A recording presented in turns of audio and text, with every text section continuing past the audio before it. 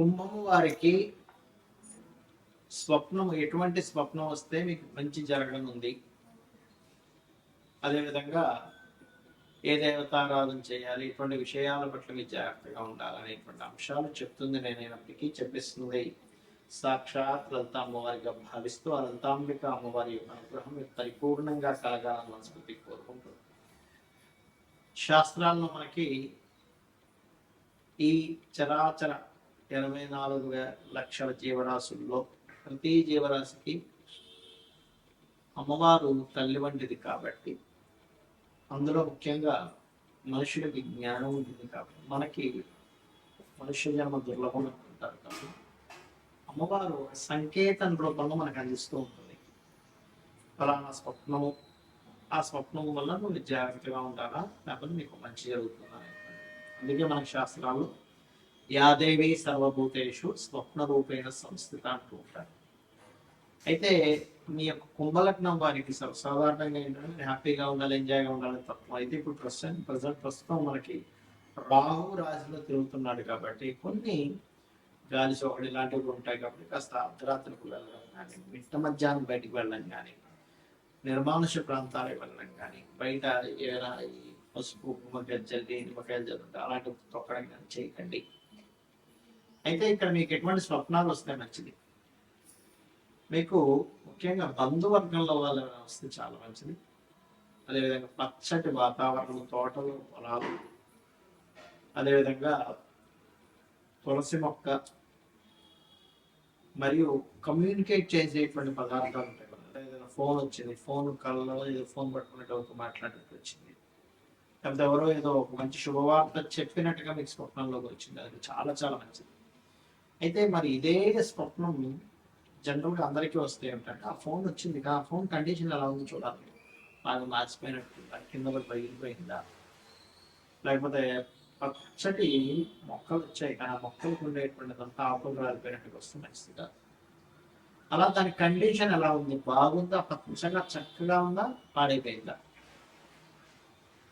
కొంతమంది పొలాలు కళ్ళకు వచ్చాయండి అంటారు, రోజు దాకా మొత్తం పొలాలని కాల్ చేస్తారు, అంటే మొత్తం అయిపోయాక మళ్ళీ అదంతా క్లీన్ చేసుకోవడం. అలా వస్తే మళ్ళీ అది వేరు, అంటే మళ్ళీ మీరు కొత్తగా మళ్ళీ లైఫ్ స్టార్ట్ చేయబోతున్నారు అంటాం. కండిషన్ డిపెండ్ ఆన్ కండిషన్, చాలా కండిషన్ చెప్పారు శాస్త్రంలో. ఏమిటా రూల్స్, శాస్త్రంలో చెప్పినటువంటివి ఏంటి. మనం చూడండి, ఎవరైనా ఒక సైంటిస్టులని చక్కగా చదువుకున్న వాళ్ళని అడిగితే ఏం చెప్తారంటే, మీరు చూసినటువంటి పొద్దున ఏదైతే చూస్తారో, ఏదైతే మీరు మాట్లాడతారో అదే మన మైండ్ తీసుకొని స్వప్న రూపంలో అందిస్తుంది అంటారు.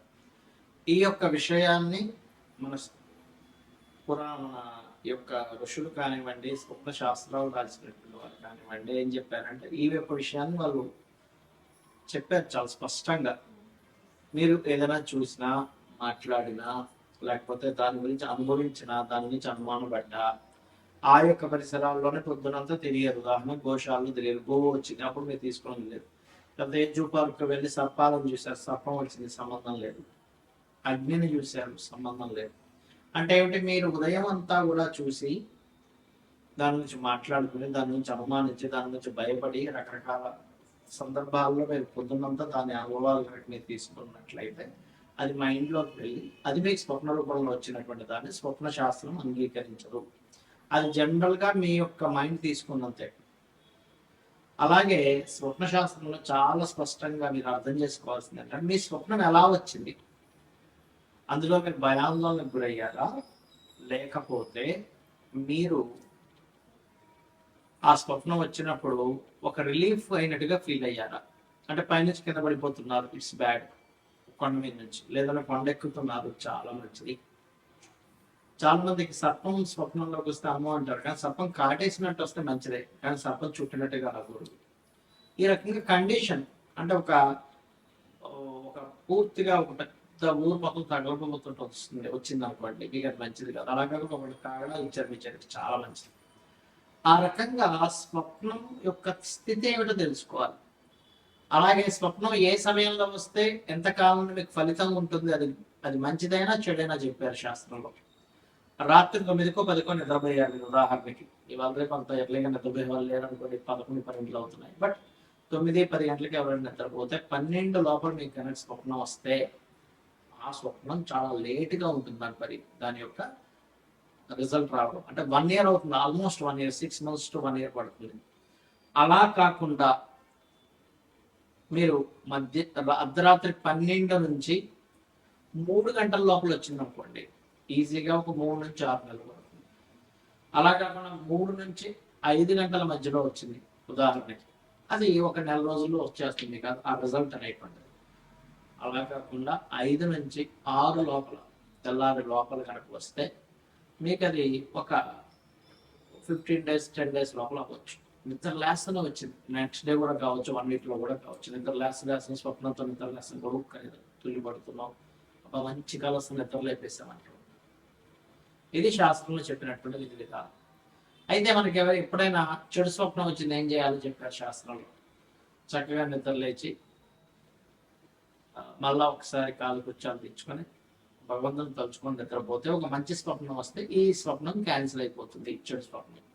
అలా కాదండి నాకు 4-5 గంటలప్పుడు ఒక మంచి స్వప్నం వచ్చింది, నిద్ర మెలుగు వచ్చింది, అబ్బాయి ఎంత మంచి స్వప్నం అవుతున్నాను కూడా నిద్రపోవద్దని చెప్పింది.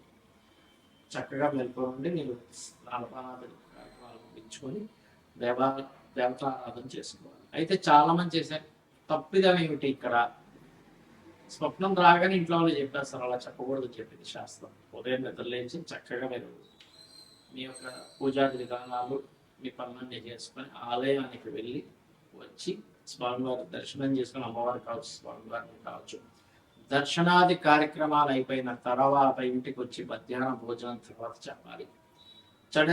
సరే చెడు స్వప్నం వచ్చింది, చక్కగా వెళ్ళి గజేంద్ర మోక్షం కనుక విన్నట్లయితే ఆ యొక్క చెడు స్వప్నం యొక్క తొలగిపోతుంది.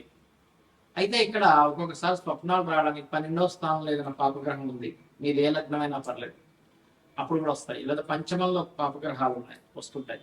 అందులో పర్టికులర్గా శని కుజులు కానీ బుధ కుజులు ఇలాంటివి వచ్చినప్పుడు గొడవలు అయినట్టుగా వస్తాయి. రావుకేతులు ఉన్నప్పుడు లేదా సర్పదోషం ఏర్పడినప్పుడు పంచమానికి కానీ 12 కానీ ఆ మహాదశలు అంతర్దశలు నడిచేటప్పుడు కూడా సర్పాలు వస్తాయి. ఒక్కొక్కసారి మనకు నడుస్తున్న మహాదశల వల్ల కూడా ముందుగా ఇండికేషన్ జరుగుతూ ఉంటుంది. అలాంటి చక్కగా మీరు గజేంద్ర మోక్షం వినడం, లేకపోతే త్రిజట స్వప్న వృత్తాంతం లేదా రామాయణ మహాభారతాలు లాంటివి వినడం, రావి చెట్టు చుట్టూ ప్రదక్షిణం చేసుకోవడం, ముఖ్యంగా రాత్రి సమయంలో నిద్రపోయేటప్పుడు నమశివాయ అనేటువంటి నామాన్ని స్మరించుకుంటూ నిద్రపోతే చాలా మంచిదని చెప్తుంది శాస్త్రం. మరియు రాత్రి నుంచి పగలు నిద్ర లేచే వరకు కూడా మీరు నిద్రలో అలా అనుకుంటూ నిద్రపోయారు, కానీ ఉదయం నిద్ర లేచే వరకు నమశివాయ మంత్రం చేసిన ఫలితం వస్తుంది అని చెప్పి శాస్త్రం చెప్తుంది. కావున ఈ యొక్క స్వప్న సంబంధించినటువంటి విషయాల్లో, స్వప్నాలకు సంబంధించినటువంటి విషయాల్లో ఎప్పుడైనా మీకు ఇబ్బందికరమైన స్వప్నం వస్తే భయపడకుండా నేను చెప్పినటువంటి గజేంద్ర మోక్ష ఘట్టాన్ని ఒకసారి తలుచుకున్నా పర్లేదు మీ మొత్తం. ఎందుకంటే 1 hourలో ఉంటుంది, మీరు యూట్యూబ్లో పడితే. అలా కాదండి మేము తలుచుకోవాలనుకుంటే చక్కగా నిద్ర లేచి ధ్యానంలో కూర్చొని ఒక గజ సమూహం త్రికూట పర్వతం అనేటువంటి పర్వతం ఈ ప్లేన్లో జరగదు, త్రికూట పర్వతంలో జరిగింది, వెళ్తా ఉంది కొన్ని వేల లక్షల కొన్ని పొలబార్యలతో నీళ్ళలోకి వెళ్ళారు. జలక్రియ దాహం వేసిందని నీళ్లు త్రాగడం మాత్రమే కాకుండా అక్కడికి వెళ్ళి కాసేపు జలకాలాడి అక్కడ కొంచెం గందరగోళాన్ని సృష్టించారు. లోపల ఉన్నటువంటి ముసలి కదిలి వచ్చి ఆ గజరాజు యొక్క కాలుని పట్టుకుంది. కొంచెం సేపు వాళ్ళిద్దరి మధ్య పోరాటం జరిగింది. దాని తర్వాత ఇక నేను అలసిపోయి శ్రీమన్నారాయణని ఎవరైతే మూలమో వాళ్ళని ప్రార్థించడం జరిగింది. అప్పుడు ఆ విష్ణు కదిలి వచ్చాడు వైకుంఠం నుంచి, వచ్చి చక్రాన్ని వదిలి ఆ యొక్క ముసలి శిరస్సుని ఖండించాడు. ఆ యొక్క ఏనుగుకి మోక్షాన్ని ప్రసాదించాడు అనేటువంటిది గజేంద్ర మోక్షం ఉంటుంది. అని షార్ట్ ఫామ్ లో చెప్పాను. దీన్ని అలాగా స్మరించుకోవచ్చు. ఎవరికైనా ఎక్కువ కష్టాలు ఉన్నటువంటి వారు కూడా ఉదయం తెలిసిన వెంటనే అలా స్మరించుకుంటే కూడా వాళ్ళ యొక్క కష్టాలు తొలగిపోతాయి. శ్రీమాత్రే నమః.